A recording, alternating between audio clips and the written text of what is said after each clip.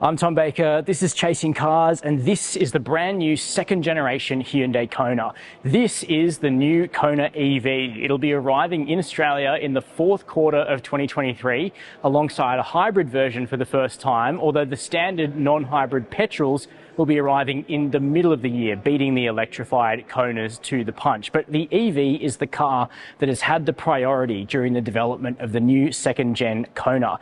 At the moment, the EV already makes up 10% of all Hyundai Kona sales in Australia. Hyundai sold more than 1,000 Kona electrics in Australia last year, much more than the Ioniq 5, so this car is important to their Australian portfolio. And in fact, by the end of the life of the new second-gen Kona, sometime in the middle or the latter half of this decade, the EV will probably be the volume seller. So what are the specifics of this car? Well, I can't tell you the final Australian specifics today because I'm coming to you from Germany, where we're getting our first look at the car, but the battery is somewhere around 65 kilowatt hours, very similar to the outgoing Kona EV.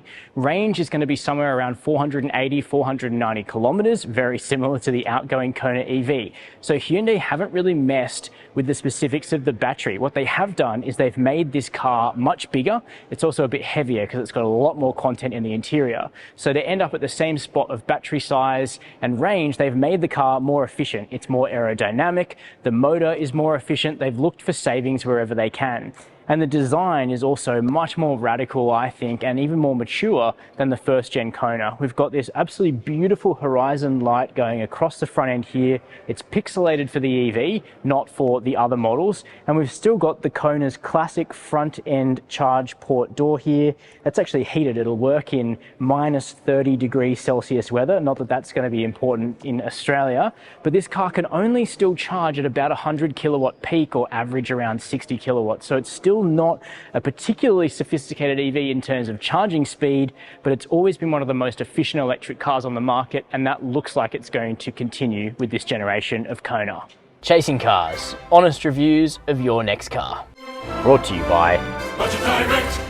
So the long-range Kona has similar specs to the outgoing car, but the short range is actually going to get a range bump of about 10 or 15%, which is definitely usable. And you can also tell the design changes moving down the side. We've got this Tucson-like sort of very, very sharp cut running down the side of the car. The EV is going to have these painted, cladded wheel arches here as opposed to plastic cladding. And we've now got 19-inch wheels, which I think make the car look a fair bit more expensive. Of course, we'll see how the ride goes when we can do our first drive of the car. This is just static for today. But it's a good-looking vehicle. It's a little bigger, 175 mil longer, 60 mil longer in the wheelbase. It's wider, it's taller, it's a bit heavier. It's a more serious car than the first-gen Kona, which was really brought in to fill that kind of gap in Hyundai's range, whereas this one is an altogether more premium vehicle, so the brand says. But does that check out inside? Well, let's jump in and find out. Moving into the front seat of the new Kona now, we do have this nice pale grey. It's vinyl, but it's perforated, and the seats are going to have cooling as well, which is going to keep the cabin nice and cold for the Aussie summer. We've got a porthole sunroof here. It does open, which is a nice feature, and the whole interior feels considerably more premium. Standard fit will be these dual 12.3-inch screens and this beautiful wraparound piece of glass. The steering wheel has the Hyundai H in Morse code 4 dots on it. We've got regen paddle shifters as well, plus a new iPedal drive mode for the 150 kilowatt long range single motor front drive EV. There's also going to be a new 115 kilowatt short range version with about 340 k's of range too. We've got hardware buttons for the climate, the infotainment, and Hyundai has moved the shifter up here onto the steering column like the Ioniq 5, which frees up a whole bunch of space for your center console. We've got power seats, but you're still going to notice there's a bit of harshness to some of the materials, even if the overall fit, finish, and quality feels like it's on the up, and the amount of space has increased too. Jumping into the back now, you can see the benefit of the 60 mil stretch to the wheelbase compared to the old Kona. I've got a good amount of room. This driving seat is in my position. I'm 6 feet tall and I've got good legroom here, and headroom's okay. You do feel like you're sitting a bit higher than in the hybrid Kona, which I've also got a video of up on the Chasing Cars channel. In particular, the floor is a bit higher, but Hyundai have had great attention to detail back here because the seat base is actually angled up a little bit, so it supports your legs perfectly. Really nice job.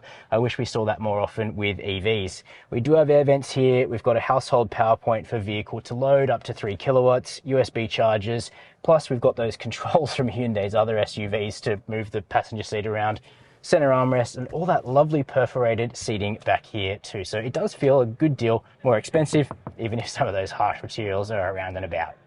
Moving around the back side of the new Kona now, you can see more of the new design traits of the car, including this chrome blade that moves up from the belt line right up to the spoiler here. Nice little integration. I do like this almost Formula One style brake light, but you can also see these pixelated lights in sort of the reverse of the light bar at the front. That's a nice little finisher there, and it really shows, I think, the attention to detail that we're starting to see from Hyundai with their exterior design. Spells out Kona here. We don't have an electric badge around the back, which I think is kind of cool. It just looks like an integrated car, but like the Ioniq 5, Hyundai's EVs, including the new Kona, now have these pixelated lights and features around the vehicle.